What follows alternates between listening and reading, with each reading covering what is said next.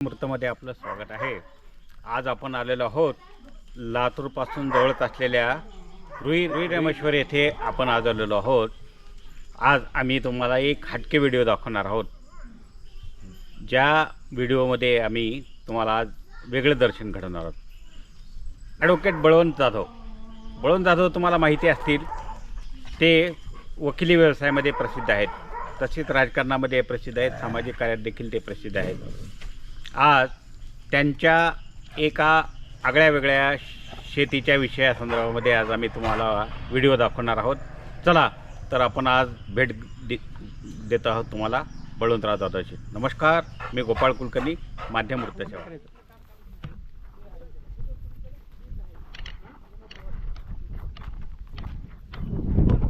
मित्रांनो नमस्कार, मी गोपाळ कुलकर्णी, माध्यम वृत्तमध्ये आपलं स्वागत आहे। आज आलेलो आहोत आम्ही ॲडव्होकेट बळवंतराव जाधव यांच्या शेतामध्ये। ॲडव्होकेट बळवंतराव जाधव म्हटलं की राजकारण, समाजकारण आणि वकिली असे तिन्ही याच्यामध्ये आपल्याला त्यांचं नाव घेतलं जातं। परंतु आज आम्ही तुम्हाला या व्हिडिओच्या माध्यमानं एक हटका त्यांचा एक छंद दाखवणार आहोत। शेती हा त्यांचा आवडीचा छंद आहे आणि एक वेगळेपण त्यांनी शेतीमध्ये आपला नेहमी प्रयोग करतात।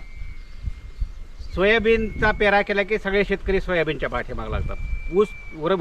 ऊसाची लागवड केली की सगळेजण ऊसाची लागवड करतात। परंतु भाऊनी आज आपल्या शेतामध्ये उडीदाची लागवड केलेली आहे। तर या उडीदाच्या लागवडी संदर्भामध्ये आज आपण त्यांच्याशी चर्चा करणार आहोत। नमस्कार भाऊ, जय महाराष्ट्र। जय महाराष्ट्र। माध्यम वृत्तमध्ये आपलं स्वागत आहे।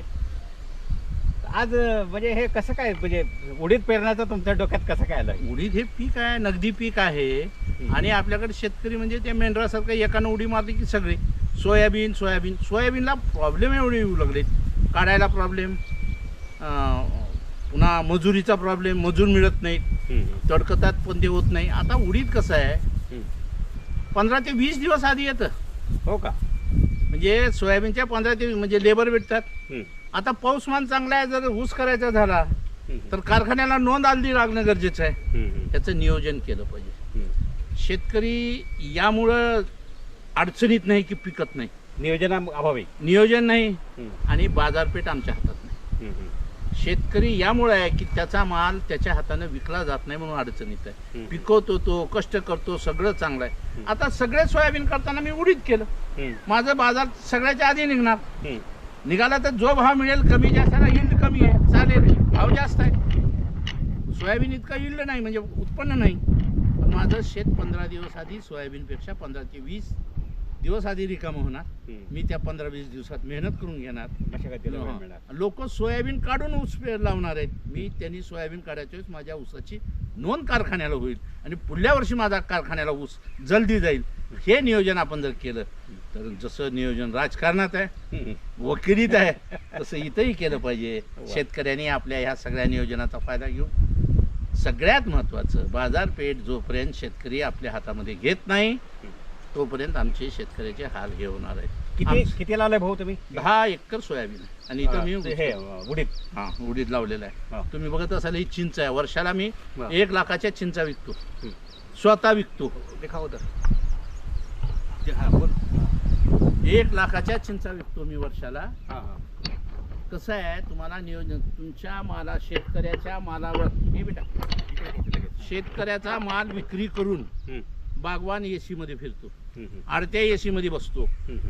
पण शेतकरी मात्र उन्हामध्ये तापतो, पावसाळ्यामध्ये भिजतो, थंडीमध्ये कुडकुडतो. ह्या शेतकऱ्याच्या व्यवस्थेला फक्त आणि फक्त इथली व्यवस्था जबाबदार आहे आणि शेतकरी स्वतः जबाबदार. त्यांनी सुद्धा हे नियोजन हातात घेतलं पाहिजे. आपल्या ज्या सोसायट्या आहेत, सहकार सोसायट्या, ती जात बघून, मत बघून, दारू बघून न देता खऱ्या अर्थाने यशवंतरावनी ज्या उद्देशाने सहकार संस्था काढल्या तशा सहकार संस्थेचा वापर केला पाहिजे. आणि बाजारपेठा हातात घेतल्याशिवाय शेतकऱ्याचं अडचण दूर होणार नाही, दुःख दूर होणार नाही. कसले अनुदान मागायची गरज नाही, त्या सरकारला अनुदान मागायची, कर्जमाफीची कशाचीच गरज पडणार नाही. शेतकरी स्वयंभू आहे, त्यानं स्वयंभू राहायला पाहिजे. हजारो वर्षापासून इथली अर्थव्यवस्था लाखो वर्षात शेतकऱ्यावर आहे, शेतकऱ्यावर आहे. ती टिकवली पाहिजे आणि ते करण्यासाठी सरकारनं अनुदानासारख्या कुबड्या देण्यापेक्षा त्या शेतकऱ्याला समर्थ केलं पाहिजे असं मला वाटतं. हो, तुम्ही तर राजकारणामध्ये सक्रिय आहात. म्हणजे भाऊ हे शिवसेनेचे जिल्हा संपर्क प्रमुख आहेत, त्यामुळे त्यांना प्रचंड धावपळ त्यांच्या पाठीमागे असते. वकिलीचा व्यवसाय तर जबरदस्त चालतो त्यांचा. तर या सगळ्या याच्यामधनं त्यांना वेळ कसा काय मिळतो शेतीकडे, आणि आवर्जून ते शेतीमध्ये येतात. ते विरंगुळा शेती आहे, शेवट शेती आहे. मी वकिली करतो. सुरुवातीला माझे सगळे मित्र इन्व्हेस्ट लातूरमध्ये करायचे, प्लॉट घे, फ्लॅट बांध, अमुक कर. मी शेतीत इन्व्हेस्ट केली आणि सगळे माझ्यावर चिडायचे, अरे शेतीत आम्ही विकून आलो, शेतीत काय तिथं कधी मातीत काहीच होत नाही. आणि अशी मला चिडवायची माझ्या इथल्या इन्व्हेस्टमेंटला. हे मी पूर्ण इन्व्हेस्ट करून उभा केलेलं हे शेत आहे 27 एकर. तर मित्रांनो, ही सांगतो की जेव्हा करोना आला तेव्हा जग जे मला हसत होतं ते रडत होतं आणि मी एकटा हसत होतो. या ठिकाणी मी करोनामध्ये या ठिकाणी राहिलो. ओरिजिनल ऑक्सिजन मिळाला, ऑक्सिजनही मिळाला आणि इथं ते काही सुविधा वापरायची गरज नव्हती ना. बाहेर तिथं लातूरमध्ये कर्फ्यू लागला, घराच्या बाहेर निघू देत नव्हतं. या ठिकाणी मी सगळं फिरत होतो, टीव्ही चालू होते, सगळ्या व्यवस्था होत्या, माझे काम होत होते. ते नाकाला बांधायची गरज पडली नाही, मास्क लावायची गरज पडली नाही. निसर्गाच्या सानिध्यात मी राहू शकलो फक्त आणि शेती असल्यामुळे. आणि म्हणून मला शेती आवडते. जेव्हा मी जास्त म्हातारा होईन, चलू इथं बसू शकतो ना. शेती हे शांत बसण्याचं, शेवट बसण्याचं ठिकाण आहे. म्हणून मी शेतीमध्ये इन्व्हेस्ट. आणि भाऊ तुम्ही एक टुमडेदार, एक जबरदस्त फार्म हाऊस देखील उभा केला इथं. ते माझ्या आई वडिलाची पुण्य आहे. अच्छा. माझे वडील स्वातंत्र्य सैनिक होते. माझ्या आईला सरकारनं पैसे दिले, आईनं बांधलं. आणि ह्या ठिकाणी आता मी ही शेती जी आहे ही ट्रस्ट करणार आहे. हरिश्चंद्र जाधव सेवाभावी संस्था या नावाने इथं ट्रस्ट करणार आणि वृद्ध माणसाची सेवा करण्याचा भविष्यात माझा प्रयत्न राहील. हो, आणि निसर्गाच्या कृपेमुळं यावर्षी जबरदस्त तुमची विहीर देखील आम्ही पाहिली आहे ना. 70 फूटच्या जवळपास पाणी. माझी विहीर 100. लोक म्हणतात पाणी नाही. हां. माझं लोकांना म्हणणं असते पाणी असतं, पाणी काढावं लागतंय. राजा भगीरथानं हिमालय फोडून गंगा खाली आणली हे आपण सांगतो. तसं मी 100 फुटाच्या विहिरी घेतल्या. बोरच्या पाण्यावर माझा भरोसा नाही, बोर कधीही जाऊ शकते. आणि आडवे बोर मारले. आज माझ्या दोन्ही विहीर आहेत की माझी ही 27 एकर शेती ऊस करू शकतो एवढी माझी दोन्ही विहिरीमध्ये ताकद. म्हणजे आता हे उडीद काढल्यानंतर तुम्ही इथं ऊस घेणार. गेल्या वर्षी तर ऊस आहेत, आता इथं ऊस लावणार. गेल्या पाण्याचं शॉर्टेज होतं म्हणून मी कमी केला होता ऊस. नियोजन केलं ना, काहीच आवड. नियोजन केलं पाहिजे, बस एवढं माझं आपल्या सगळ्याला नियोजन करू. भाऊ तुम्ही तुमचा अभ्यास राजकारणाचा आहे, वकिली व्यवसायाचा आहे, शेतीचा जबरदस्त अभ्यास आहे तुमचा. तर या पारंपरिक पद्धतीने शेती करणाऱ्या शेतकऱ्यांना तुम्ही काय आव्हान करणार? एकच आव्हान, शेतीत राहा. पुण्याने त्याच्या मागे जय म्हणत फिरू नका. हे शेतामधलं काँग्रेस काढा. सकाळ झाली की लातूरला जाणे आणि पुण्याच्या नेत्याच्या मागे जय म्हणत फिरणे ह्यापेक्षा स्वतः शेतीत. माझे वडील सांगायचे, शेत फक्त मालकाला बोलतंय. गेलं तर आपल्याला दिसतंय, मग ते दिसलेलं गड्याला सांगायचं. कधी स्वतःहून गड्याच्या पुढे आपण करायचं, मग गडी आपल्या मागं मागं करतात. त्यांनाही वाटते किंवा मालक करायला आहे. ह्या गोष्टी आपण स्वतः केल्या पाहिजे. शनिवार रविवारी मी शेतामध्ये माझ्या आईला घेऊन येतो, माझे भाऊ येतात, आम्ही दोघं सगळेजण त्या ठिकाणी राहतो. 2 शनिवार आणि रविवारचा मुक्काम शेतामध्ये करतो. त्याचं मला माझ्या आईला आमच्या समाधान होतं. हो, आम्ही तुमच्या शेतामध्ये प्रवेश करताना बैल बारदाना पाहिला, गाडी पाहिली. वास्तविक पाहता ट्रॅक्टरनं शेती करतात लोक, तर बैल बारदाना करणं अवघड आहे जिथं गरज आहे तिथं करायचं. आता दुंडे मारायचे ट्रॅक्टरनं थोडंच मारता येते. आणि बैल ही शेतकऱ्याची शान आहे, पोळ्याला लागते. हाय तर करायचं, आपल्याला जमतंय. वकिलीचा पैसा इकडं घालायचा. म्हणजे तोट्यातली फायद्यातली शेती करतात, समाधानाची शेती. समाधानाची शेती. आज मी तुम्हाला सांगतो, माझ्याकडे फळ सीताफळ आहे, जांब आहे, जांभूळ आहे. जांभळाची माझी 1 लाखाचे जांभळं विकले जातात. नारळ आहे, रामफळ अरे आहे. वा. असं फळ नाही की जी बेलाचं सुद्धा झाड आहे माझ्या. अरे वा वा. आवळा आहे. आणि ही सगळी झाडं मी आणून लावलेली आहेत. लुणावर, वा. स्कूटरवर आणून ही झाडं लावलेली वा. आहेत. चिक्कू आहेत माझ्याकडे, आंबे आहेत माझ्याकडे 50-60. हे सगळं मी स्वतः उभा केलेलं आहे. आणि हे त्याचं मला समाधान मिळतंय. वा. जगामध्ये नवनिर्मितीचं समाधान कधी मिळत असेल. मला एखादी केस चलून निकाल घेतल्याचं समाधान जेवढं मिळत नाही. इथं एक अरे कुठं आहे? त्या आंबे झाडाच्या खाली असं गेलंय, असं पूर्ण वर आलं. वा वा वा, चांगलं बघितलं आहे ना, तो आहे ना, अजून बी आहे. कुठं आहे बघा माझी त्या झाडावर त्याच्यावरच आहे. पळून भाऊंचा बैल बारदाना वास्तविक आता शेतकऱ्यांच्या आयुष्यातला एक दिवाळीचा सण म्हणजे बैलपोळा असतो. तर हा बैलपोळा आपल्या आपल्या बैलांसोबत साजरा करण्यात यावा यासाठी भाऊनी अशी बैलाची जोपासना केलेली आहे. पशुधन म्हणतात त्याला. तर हे खर्चिक काम देखील भाऊनी उभा केलेलं आहे. तर भाऊ किती बैलजोडी आहेत? बैल माझ्याकडे 2च आहेत, बाकी गाई आहेत. बरं. आणि ते गावरान गाई आहेत. आपल्या घरी दूध लेकरांना, आईला, घरच्याला, चहाला हे दूध घरचं असलं पाहिजे. बाकी पाकिटच्या दुधामध्ये भेसळ आहे. म्हणजे तुम्ही शेतातलं दूध शेतातच दूध, रोज माझं शेतातून दूध येतं. घरी लहान नातू आहे, नाती आहेत. 2 नाती आहेत मला. माझी आई आहे 93 वर्षाची. आणि आईच्या दीर्घायुष्याचं रहस्य, गेली 40 वर्ष त्या घरच्या गाईचं दूध जेवते. सकाळी दूध, दुपारी दूध, संध्याकाळी दूध. आणि म्हणून जे आमचं काम चालतं निसर्गाशी एकरूप तुम्ही शेतकऱ्यांनी जगलं पाहिजे. शेती परवडते फक्त स्वतः. मी वकील असल्यामुळं मला स्वतः करत नसलो तरी लक्ष देतो, येतो, बसतो. ही गाईचं शेड आहे, बैल आहेत, बैलगाडी आहेत, 2-3 गडी आहेत, सालगडी आहेत. त्यांना सांभाळावं लागतं. आजकाल गडी मिळणं फार अवघड असतं. त्यांच्याकडनं गोड बोलून काम करून घ्यावं लागतं. तर पहिल्यासारखं शिव्या देऊन, दाब देऊन, मारून होत नाही. करून घ्यायचं. काम करण्यासाठी जे काही काय आवश्यक आहे तेवढं करायचं. आणि या पद्धतीने शेती ही करून घेतली पाहिजे, लक्ष दिलं पाहिजे. इव्हेंट मॅनेजमेंट जसं आहे तसं तुम्ही शेतीचं मॅनेजमेंट करता. वाढवायला का नाही येतं. माझे चुलते स्वतः शेती करायचे, स्वतः करायचे. त्यांच्या शेतीची पद्धत मला फार आवडायची. त्यांचं शेतावरलं प्रेम फार आवडायचं. माझे वडील राजकारणी होते, सहकार क्षेत्रात काम करायचे. त्यांनी शेतीत केलं नाही, पण त्यांचा, त्या चुलत्यांचा, माझ्या वडिलाचा वारसा मला आला. आणि मला शेतीत आवड पहिल्यापासूनच होती, लहानपणापासून. मी म्हणलं ना, मी ही जे झाडं चिक्कूचे आणलेत, नारळाचे आणलेत, लुणावर, स्कूटरवर पुढे ठेवून आणले लातूरहून. वाऱ्यानं तोंडाला लागायचं. म्हणजे वडिलोपार्जित नाही ते काही नाही. ही शेत वडला वांद्यात होतं 1984ला. ते वांद मी वकील झाल्यावर मिटवलं. अच्छा. आणि तडजोडीनं ते मिटलं आणि शेती करतो.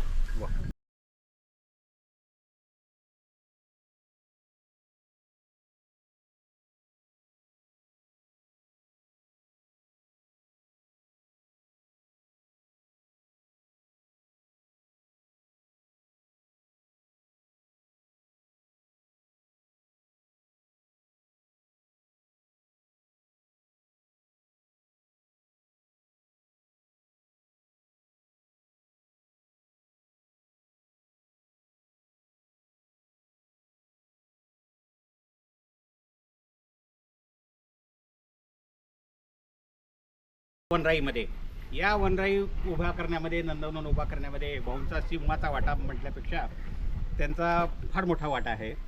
जवळपास हे जे झाडं लावलेली आहेत भाऊनी स्वतः सायकलवर रोपं लुणावर आणून त्यावेळेस लुणावरनं वगैरे आणून काय काय कोणते रोपं लावली? चिक्कू, आंबा, डाळिंब, पेरू, सीताफळ, लिंब हे सगळी झाडं मी दर रविवारी येताना 4, 5, 6, बस झाडं मी लुणावर आणायचे आणि लावायचे. आणि माझे वडील जिथं झाड लावणं फोटो सेशन करणं महत्वाचं नाही, अच्छा. झाड लावल्यावर ते जोपासण्याचं गरजेचं. आणि माझे वडील ते जोपासायचे. अच्छा. झाड लावू नको, झाड जोपायची व्यवस्था करा. आधी झाड लावण्याआधी आपण ते जोपासू शकतो का हे बघा. उन्हाळ्यात त्याला पाणी देऊ शकतो का. आज आम्ही बघतो पावसाळ्यामध्ये रानावर जाऊन नेते लोक झाडं लावतात, पावसाळ्यात राहतात, मध्ये पुन्हा शेळ्या जातात, झाडं खाऊन टाकतात, उन्हाळ्यात पुन्हा झाडं गायब होतात, पुढल्या वर्षी परत झाडं लावतात. झाड लावणं आणि झाड जोपासणं हे दोन्ही काम आहे. मी झाडं लावलीही, जोपासले. आज माझ्याकडे लातूर आणि इथं मिळून 250 आंब्याची झाडं आहेत. अरे वा. 250. बापरे. 25-30 चिक्कूची झाडं आहेत. आवळ्याची 5-25 झाडं आहेत. जांभळ आहे. जांभळं आहे, आवळा आहे, चिंच माझ्याकडे 30-40 चिंचा निघतील. आणि हे सगळं विकलं जातं, आरामात विकलं जातं. स्वतः इथं जोडधंदाच आहे हाय. जोड करमणूक आहे माझी. करमणूक. मला तसं म्हणलं तर वकिलीवर भागते, हो. आणि ही माझी करमणूक आहे. मला ह्याच्यात समाधान मिळतं, आणि या पैशात मला जास्त वकिलीच्या पैशापेक्षा जास्त समाधान आहे.